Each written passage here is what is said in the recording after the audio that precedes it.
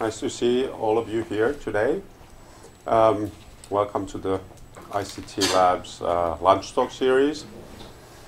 So my name is Kai Vuotari, and most of you know me as the co-location center manager of this office, but I'm also a researcher at HIIT, Helsinki Institute for Information Technology, at the Digital Content Communities research group, and I just recently defended my thesis at Hanken Business School on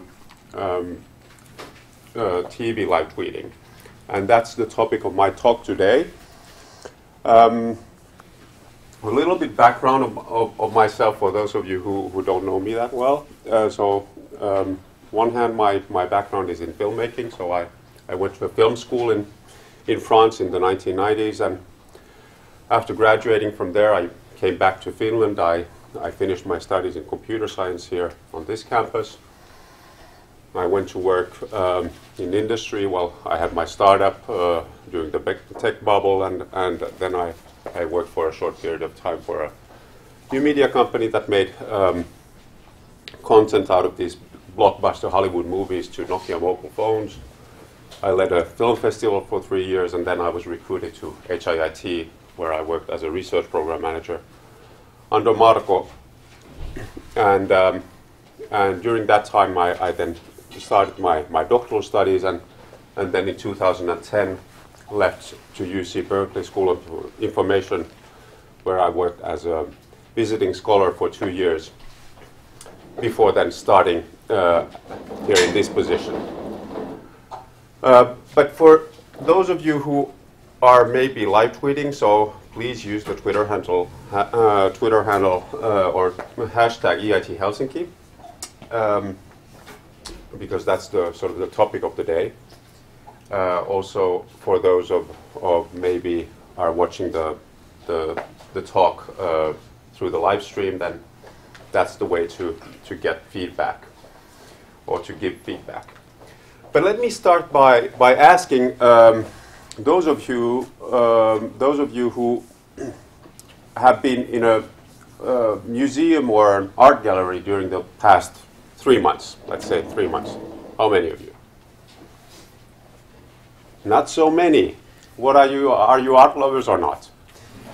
Well, anyway, those of you who raised your hands, tell me how many of you went there with a friend or a relative or an acquaintance or someone else you know? Well, almost everyone. Well, let me tell you, you are not alone. Studies show that people like to go to museums accompanied with other persons. And I was intrigued by this on the onset of my doctoral studies, and I believe this has something to do with the communication people have with one another while they're at the museum, about the communication about what they see in the museum. And I wanted to learn more, and it turned out that there isn't that much research actually on the topic of customer-to-customer communication during service use. And the reason is simple. It's very hard to study. Basically, you have two options. I mean, if you go to a museum and you want to study what people are talking to each other, either you have to spy on them, which is very unethical, very problematic for academic research, or then you have to inform them in advance that you are going to actually record them and analyze what they're talking in. And this then very probably alters the way that they're talking to each other. Also very problematic. So when I had gone through many courses already in my doctoral studies, I left to UC Berkeley, and with the hope that I would actually then find a way to study this problem in a meaningful way. In the back of my mind, it was, of course, the rise of social media that had taken place during the previous years, and actually that's exactly what happened. So I discovered this phenomenon of TV live tweeting, meaning people reading and writing Twitter messages consecutively while they're watching a TV program, and about tweeting about the TV program that they are looking. Before I go further, I would like to know how many of you has a Twitter account. Okay, not everyone. Okay, then of those of you who have a Twitter account, how many are actively using their Twitter account? Are active Twitter users? Only one? Two? Maybe three? Are there anyone who's live tweeting regularly? One? Perfect. Good switch. Has anyone ever live tweeted a TV program, by the way? Perfect. We have one. Well, let me tell you, 2 years ago when I came back from the States, there was no one. Now it's very commonplace, even in Finland, all over Europe, people are live tweeting regularly. But, well, because there are people who are not so accustomed with Twitter, let me just introduce you Twitter, and I will do that using the most notorious or well-known Twitter user in the country, so our Prime Minister. Twitter enables you to write 140-character long messages and publicize them on your Twitter wall. If you're interested in someone's tweets, you can follow them. Alexander Stubb is following 1,929 people. And he is being followed by 158,000 people. So quite a lot. And then if you, it's very commonplace to add a hashtag. That means a keyword, some kind of a keyword. I will talk to you later about the hashtags more precisely. You can do that by adding the pound sign and then a word. And then if you want to address a certain person, another person using Twitter, you put the @ sign and then the account name of the person or the entity. These are called mentions in the Twitter language. So Twitter has 500 million users, nearly 300 million of them are active. 500 million tweets are sent every day, so that makes Twitter the second largest social networking service in the world after Facebook. But this wasn't the case early on. So Twitter was established in 2007. And from the onset, actually, it has been working collaboratively with TV. This all started with MTV Video Music Awards, which had a very rough ride in the mid-2000s, and their audience figures had been going down. So what happened in 2006 was that they thought that they have to come up with something new. And they heard about this startup that had been just sort of established, but it was no risk because they didn't think of really risking that much. But they thought that, well, let's try something new and try to activate our spectators. So what they did was that they asked celebrities, they gave smartphones to celebrities they started with the MTV Movie Awards, actually, a little bit earlier on, and asked them to tweet from the behind the scenes, sort of from the green room, so that people would get a sense of what's happening in the green room.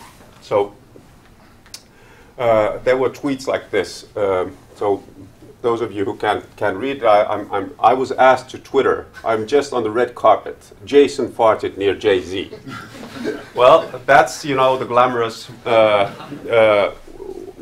world of movie business or music business, but it worked. So as you can see, the audience figures start to go up. And so Twitter thought that, hey, this is a good concept. Why not use this in other contexts as well? And they did. So the most obvious one was sports. It's a live TV broadcast. And why not again give these smartphones and ask athletes to live tweet from the locker room? So these figures are from Super Bowl. As you sit, they hit the ceiling, and Twitter discovered also that this is not only just activating audience, but this can also activate business. Twitter was struggling then, as it is to some extent still today, struggling with their business model. But here, this was interesting because they were not actually eating the business of the TV networks. And actually, they could do money themselves by selling the hashtags of given shows. So this was very promising. And ever since 2010, sort of the destinies of TV and Twitter has been set to go hand in hand. And so this is from 2010. This is from last October. October a year ago. And now it's no longer sort of known how Twitter will save TV and TV will save Twitter. So they really sort of destinies go hand in hand. However, so I wasn't that much interested in, or let me rephrase. What is interesting in Twitter's approach to live tweeting is that you can't see this, it's too small, but this is from the best practices website that Twitter publishes. And basically they say that live tweeting is about letting the organizers or celebrities tweet during a show. And this is how they sort of conceptualize live tweeting still today. However, the big sort of impact comes from you guys, the regular spectators of TV shows who really started to live tweet en masse in 2010 onwards. And that created what the time called the Twitter cooler effect. People got together to discuss about what was going on TV. And so I was interested in studying this. What made people live tweet? What was the sort of the reasons behind it? What were they talking about? Why? And how it changed their TV viewing experience? So what did we do? I say we because it started as a class project on one of the classes at School of Information at UC Berkeley. So we started with a small batch of interviews concentrated and focusing on Glee. Glee is a musical TV show where people dance and sing. And then we continued this the next spring with one fellow student and did 20 more interviews, and we collected tweets of these interviewees and analyzed them. The following year, I did the same thing with NHL fans watching TV, and then even concert goers.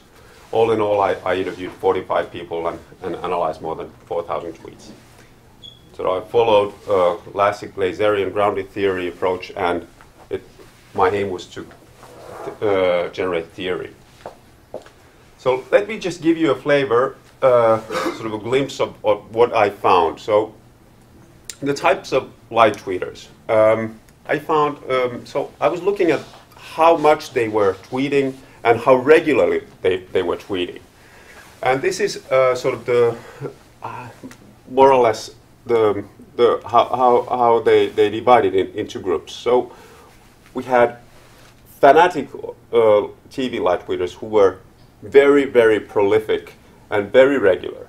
Then systematic live tweeters were just as regular, but not tweeting as much. And then what I call sporadic TV live tweeters who were tweeting every now and then these active Twitter users here in the left lower corner. If I now present them to you more in detail, so these fanatic TV live tweeters were really people who were live tweeting a lot.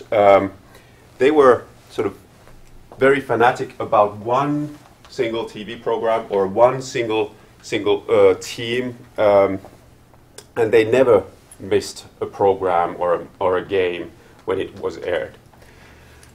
They had a very strong emotional bond with the theme, with the team or the program, and all their Twitter usage was sort of really dominated by this one show.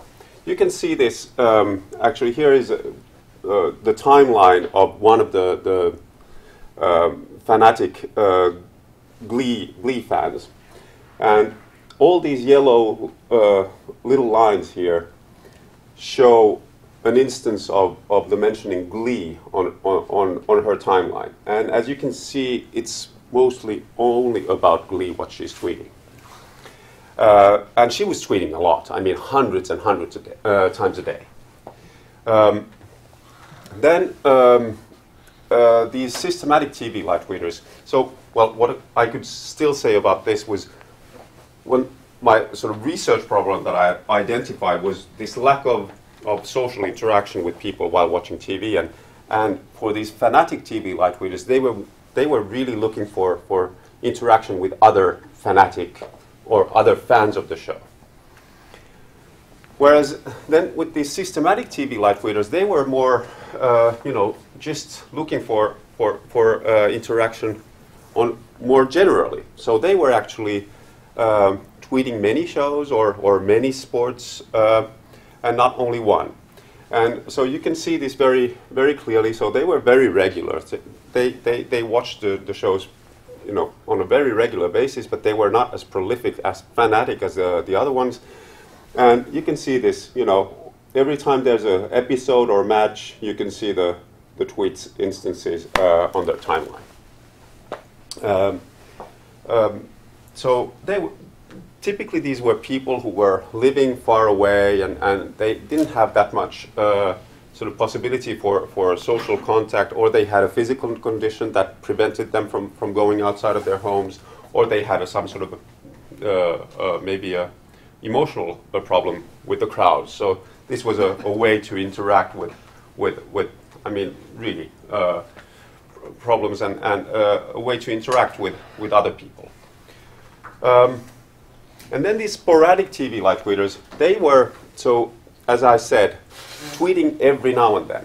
However, each time that they were watching, they tweeted. So actually the sporadicity was related to their TV viewing, not that much to their live tweeting practices. So the sporadicity of their TV viewing was due to maybe work reasons or hobbies that prevented them from watching the show on a regular basis.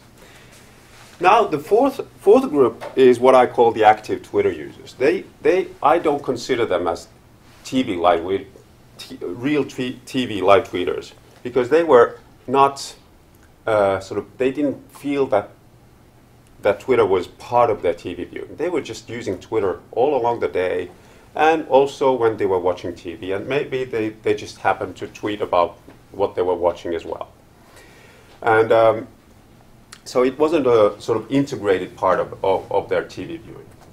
So to picture this for you, now this is too small for you to see, but I consider the sort of the process of using Twitter and using or watching TV to be parallel activities for these active Twitter users.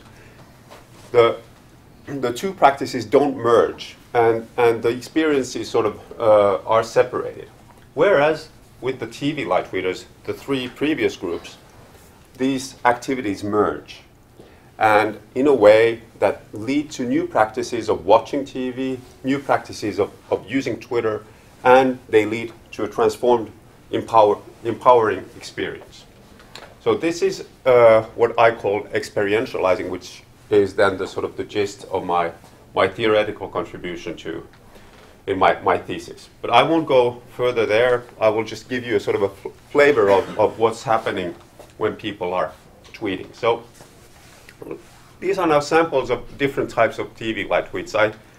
I identified 5 main groups. One of them was courtesy tweets. So people are actually they do manage their social interaction with other TV live tweeters, and they engage in sort of very courteous sort of salutations. So they say, hello, how are you? And they say goodbye, they say good day, and so on. But what is sort of typical is that warning tweets are considered good manners. So people warn other Twitter users when they start to live tweet. So this has two sort of two target audiences. One is the ones who are not interested in the topic at all. So if you're not interested in Glee, you probably don't want to read Glee-related tweets that much. So you say that, well, I will be now live tweeting Glee for the next hour. So don't be, or you can unfollow me for the hour, or don't be alarmed.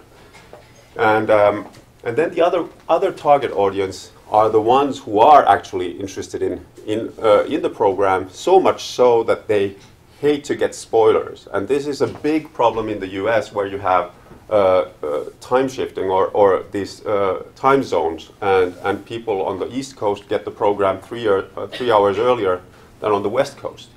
So what people do is that the Glee fans, they don't go on Twitter at all during 3 hours because they will be spoiled.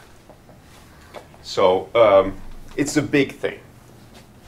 So warning tweets is a sort of common practice. Then outlet tweets is one of the other primary categories of tweets. There are performance tweets, so people can sort of be a part of the show. They can act, they can relate to their own experiences. So Mercedes is one of the characters of Glee.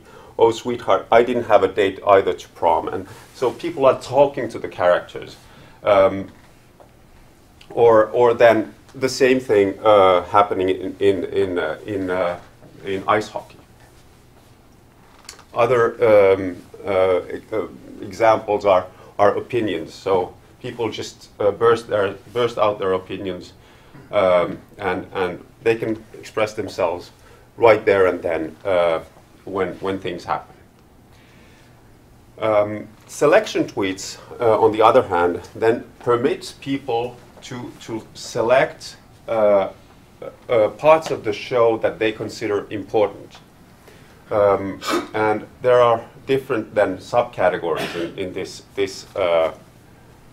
group. Play-by-play tweets are sort of like a radio commentator who's doing a play-by-play of the game. So they are explaining what's happening. There are people who do that very, very systematically on Twitter. So if you can't watch the show, you can actually, if you can't watch the game, you can actually then sort of watch it through Twitter, or read it through Twitter, follow it using Twitter, because there are people who do this and explain the happenings on the ice. Quotes is a category. I mean, this is also happening more or less in Glee, but a little bit differently. Quotes is also a subcategory that is happening on both ice hockey and Glee, maybe more predominantly in Glee. So people are just taking lines of the show and repeating them and posting them and retweeting them. That's a way to sort of push forward topics that you feel are important. Then the final major category is analysis tweets. Here, using analysis tweets, the live tweeters sort of engage in common sense-making of the show, of the program. So there are commentary track tweets where people are, just like on a DVD films, you have these commentary tracks. So people are explaining, so what are what does this mean, or why did this happen, and sort of give their own take on the happenings on the ice or in the show, and how this will actually affect the future of the show. Another then example of analysis tweets are conversation tweets. So here people actually engage in conversation with one another. So they are exchanging opinions. They are using the at sign, the mentions, and that are going back and forth. What is interesting with this, and I will come back to this, is that very typically people, when they engage in conversation, they drop the hashtag. And I will come back to that later on.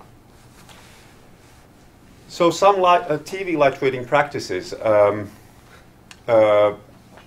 Just to show you a few pre-live tweeting, this is something that there are practices happening just before and just after live tweeting, but very typical is these countdowns. So this is yet again one fanatic TV live tweeter, and so people start to count down the hours and minutes and seconds before the show. Very, very, very popular. They sort of build the momentum before the show. Then about writing live tweets. Although it's not sort of, no one said it very explicitly, people are more or less competing while they are writing TV live tweets.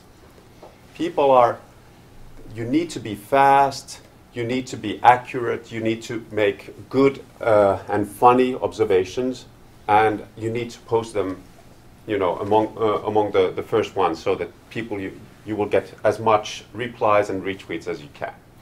And because of this, people don't want to wait until the commercial break.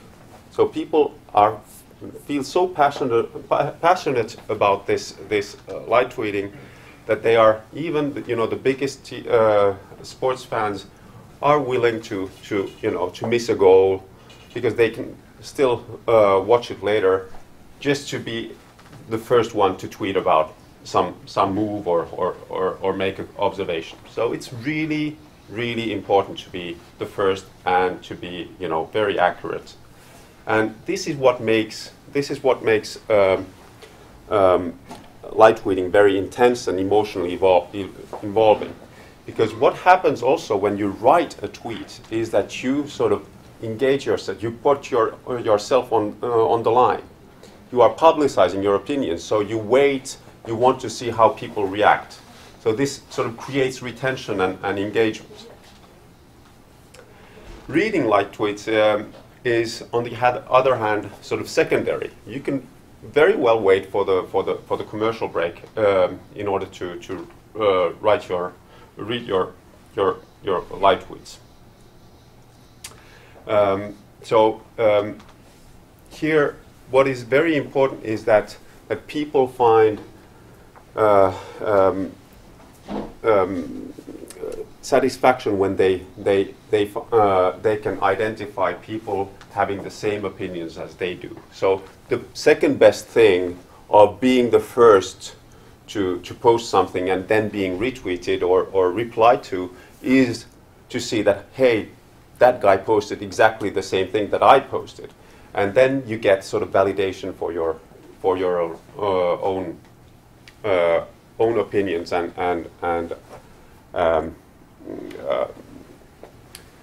mindset. What's interesting is that people don't go back and read their live tweets after the fact.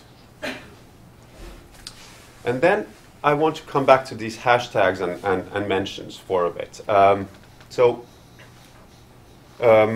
of regular live tweeters really consider hashtags to be the norm. You should hashtag your tweets. And there are multiple reasons for this. So the obvious reason would be that, I want to get a large audience for my tweets. And if I use the hashtag, then people can find my tweets. But the other reason is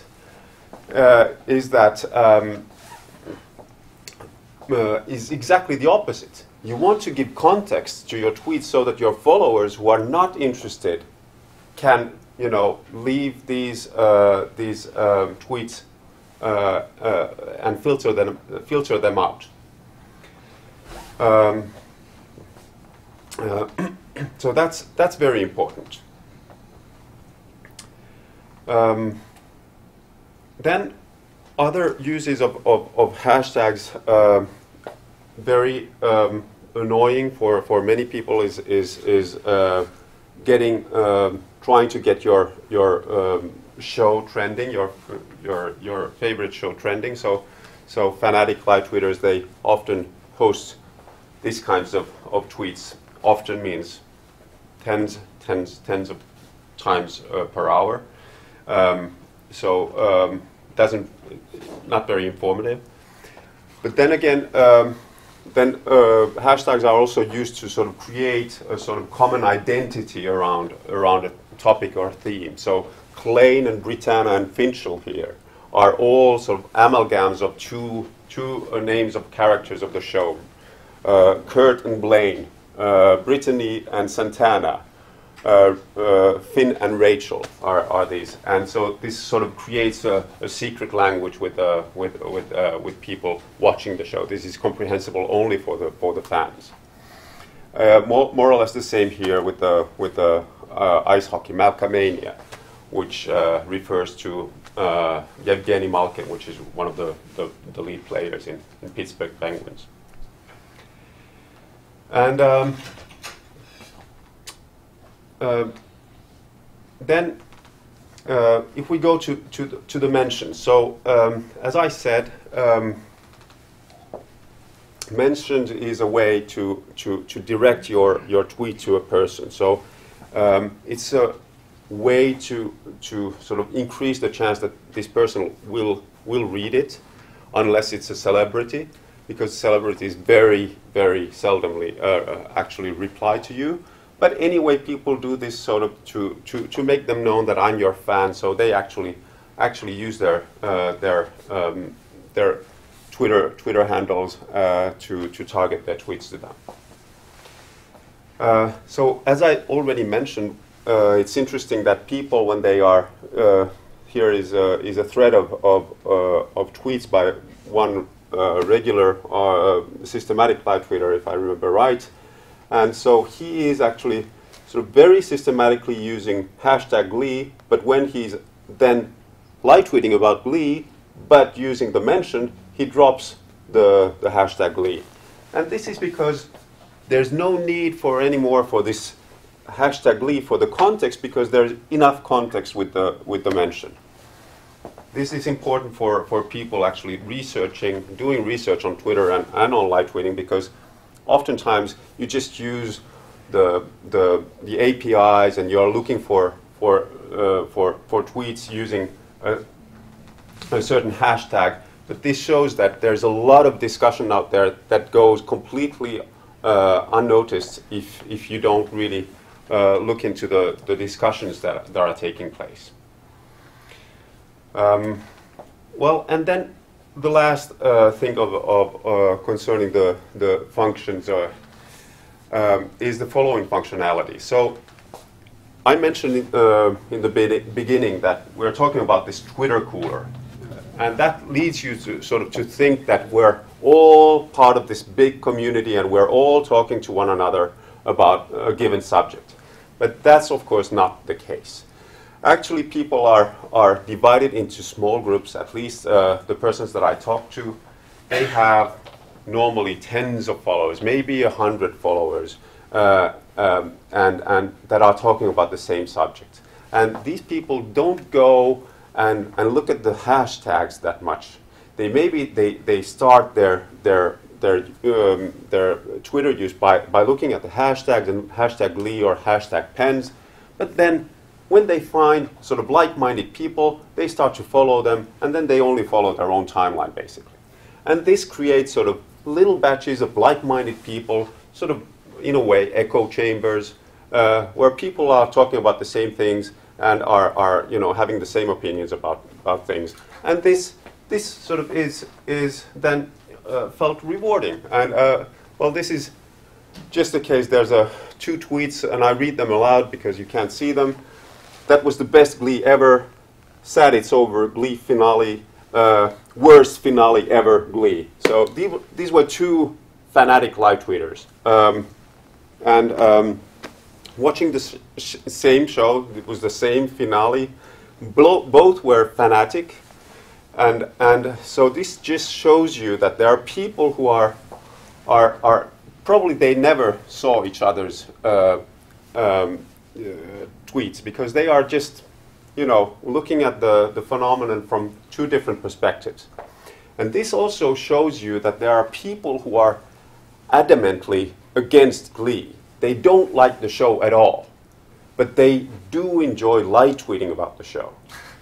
So they regularly tune in. Every time there's a Glee episode, they tune in and with like-minded people, and they start to bash the show.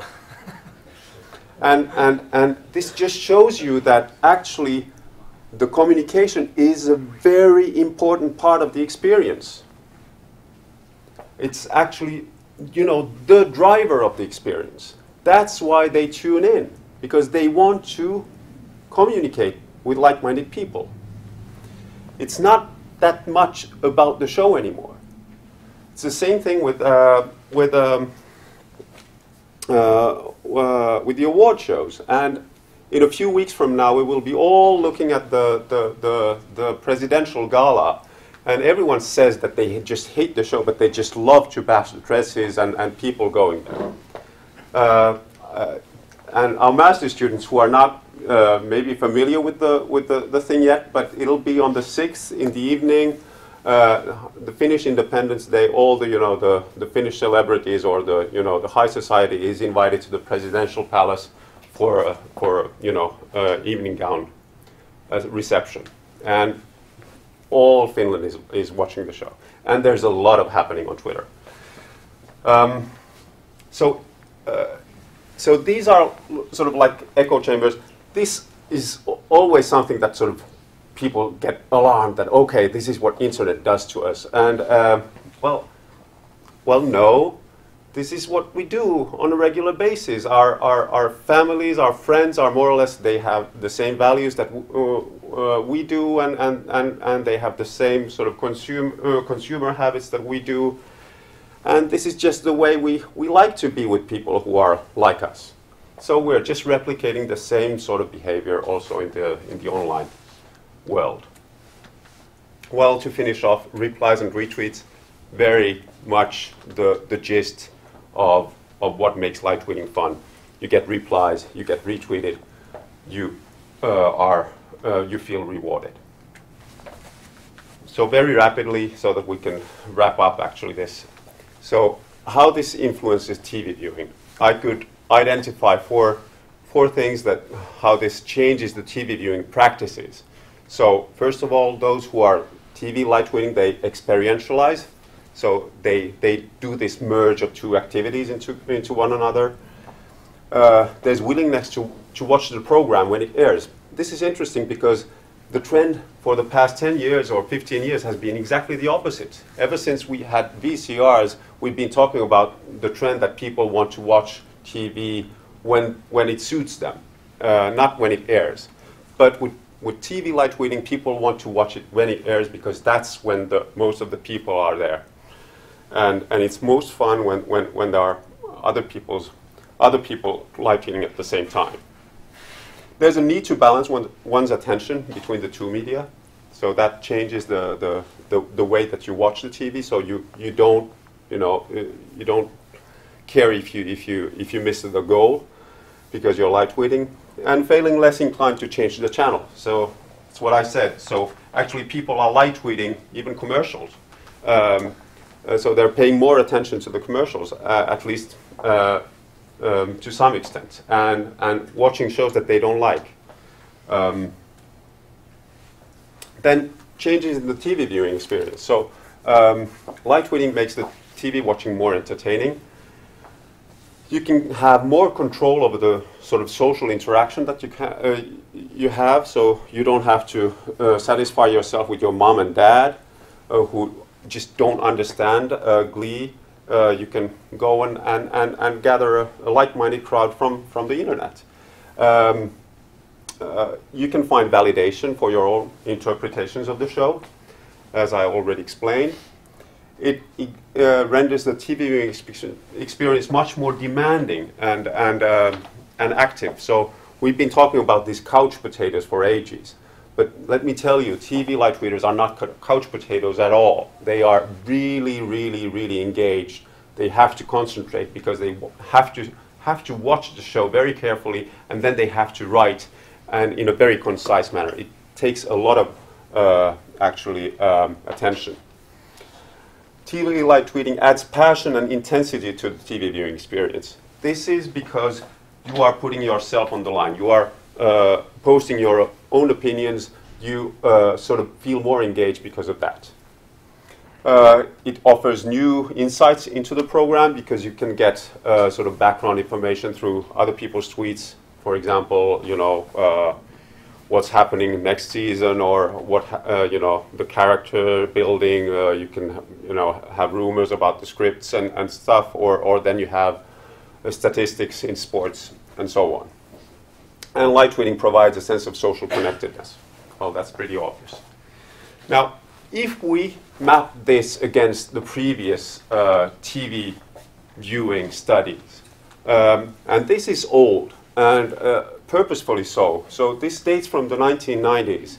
It was a major study by Kuby and Csikszentmihalyi, where they gathered hundreds of studies from the 1970s until the 1990s about sort of TV viewing versus other everyday experiences. And these, so on passivity, activity axis, on affect, on control, concentration, stake, and challenge, TV actually rated much lower than all the other activities, whether it's reading, having sex, and so on. Relaxation was higher than average. So actually now my study would suggest that light reading has a positive influence on all these aspects, and then a negative influence on relaxation. So it's a sort of a major change. So sort of as a conclusion, I say that a TV light reader is an empowered TV viewer, because you can personalize and control your own TV viewing experience. You can choose with whom you want to watch the show, and you can express yourself, and you can reach an audience which is sizable, and you can find, through that audience, you can find validation for your own opinions. And I think I will stop there. I won't go to the theoretical. But if you have then questions, well,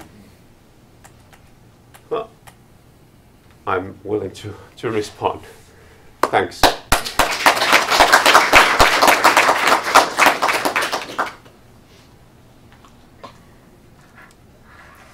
Will anyone? Why don't you tweet? Well, I'm beginning to tweet a little bit. I decided very early on when I started my study not to engage really on tweeting, so that I wouldn't be studying myself or my own behavior. So. Yeah. Thank you. So, do you think it's time for a Twitter button on a remote control that will get a Twitter feed on the foreground, because actually watching the show is getting less important than actually interacting and live tweeting? Well, there are more and more sort of solutions that are coming, going that way. I'm not sure that it's the way that people want to do it, because they are extremely good in managing sort of the second screen. They can use laptop or mobile or tablets. That remains to be seen. I don't have any data on that. Do you think there is an intrinsic difference between what people like to do and what we would tell each other when we watch it, like in person? Like a content difference? Difficult to say. I think so. People, at least my respondents, they very often sort of compared discussing, face-to-face to discussing the show on Twitter, what they said was that they need to be much more careful what they say on Twitter because people are so knowledgeable about the program. So you can say anything, and in your own living room, and at least if you are the only one watching the program, you can be the expert. But on Twitter, you really have to know what you're talking about because otherwise you will be corrected. We're seeing a lot of images being used with Twitter pictures, and how do you see the role of video now that some of the networks are providing clips of the show while the show is running? Is that something that you saw in your studies, and is that something that is going to play an important role in the future? Well, it probably will. The feature wasn't there when I gathered my material, so I don't have any data on that. So people are posting pictures quite a lot. I mean, pictures where they're already, videos not that much. I think the pace has to do with it. So when I, for example, compared people who were watching a game of ice hockey on the arena, then they were, posting a lot of pictures, like I was here, taking selfies and so on. And then it was completely different. They weren't live tweeting really. They were just, broadcasting people that I'm here, and they were not tweeting to people who were part of the experience. Whereas with live tweeting, you are tweeting to people who are actually also engaged. So it was very different. Maybe with the videos it would be the same thing. I don't know. This study, I think, is very much US-centric. Yes. Do you think there's a pattern that fits to other cultures as well, like for instance China or Far East or South America and so on? Well, sort of very systematically difficult to say, but so the biggest difference between US and the European markets that I know the best is, of course, that the US is a sort of a single big market, and here in Europe it's very sort of batches of little countries, so it's there are smaller audiences, although the program would probably probably be shown in every country. The only exception being then Euro Soccer or then Eurovision Song Contest or something like that. However, as I already said, the sort of the phenomenon has already landed here. It came through the sort of the reality shows and the competition. So Voice of Finland was really one of the earliest ones in Finland. Doc Ventures is now on YLE, a big Twitter thing, and so it has definitely now has an impact also on the ratings also in Finland. But difficult to say what would be the sort of differences. Of course, we don't have the time zone sort of challenge in Finland or most, I think, nowhere in Europe that the US has, which is sort of a major sort of issue for the light tweeters all the time. That's a sort of a difference. Did you also investigate the personalities who live tweeted, like young, old, male, female, education, maybe? No, I didn't. I mean, this was a qualitative study, so 45 people, sort of. So there wouldn't be any point on doing a sort of any analysis on that based on that. So how does it? Can you activate the audience? And did you see any actions by the showrunners, for example, trying to activate the audience? I remember seeing last week in Finnish television where they received 17,000 tweets during the show. They would do an interview naked. Okay. Well, did you see any that kind of? I wouldn't have missed it. All depending on who was the journalist. But so sure, of course. So during the the spring season 2011, so it's Fox who broadcasts Glee. So in the middle of the season, they just put the hashtag Glee on in the right-hand corner of the screen. So it was there all the time. No instructions given, none, but was just stood there, so that they were sort of directing the conversation to that hashtag. So that was, pretty powerful. Of course, then already then in 2010 and 11, during all these award shows, people were, said that, okay, tweet, and we will be reading some of these tweets out loud. And this works to a certain extent. And I think it works in the sort of how people are activated to maybe start live tweeting. But then out of the responses and the interviews, what is sort of evident is that the real satisfaction comes from the replies and the interaction that you have with your peers. Because even though people start out by following celebrities, whether it's Alexander Stubb or someone else, they don't have time to reply to everyone. So Stubb was followed by 158,000 people. So the people, so it's more rewarding if you get replies and you get retweeted. And people who reply and get and retweet you are your peers. And that's why it's so important for the broadcasters to understand that live tweeting is not only about activating. It's also about facilitating this conversation with regular TV viewers. And that what really creates then the retention and the rewarding experience.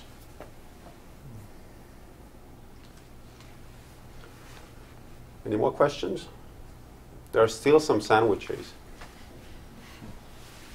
Well, thank you so much for all the very interesting questions. And if you have any questions or comments later on, you know where to find me.